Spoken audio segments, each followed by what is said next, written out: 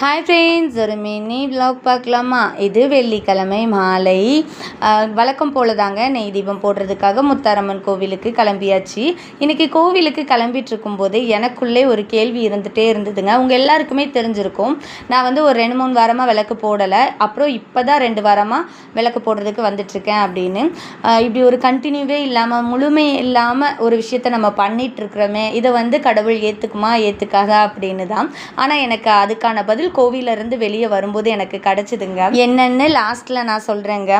வீரகாளி அம்மன் கோவிலுக்கு போயும் ரொம்ப நாள் ஆயிடுச்சு அப்படின்றதுனால ஃபஸ்ட்டு அங்கே போய் சாமி கும்பிட்டுட்டு, லாஸ்ட் மந்த்லேயும் ஒரு டைம் எலுமிச்சப்பழ மாலை வாங்கி சாத்தியிருந்தேன். ஸோ இந்த டைமும் எலுமிச்சப்பழ மாலை வாங்கிட்டு உள்ளே சாத்திட்டு நெய் தீபமும் போட்டுட்டு கோவிலை விட்டு வெளியே வந்தாச்சுங்க. நான் தெரிஞ்சோ தெரியாமலோ செய்கிற தப்பை மன்னிச்சு நான் செய்கிற இந்த வேண்டுதலை ஏற்றுப்பியா அப்படின்ற கேள்வியோடு நான் உள்ளே போனேன். எனக்கு ஒரு நல்ல பதில் கிடச்சிருக்குதுங்க.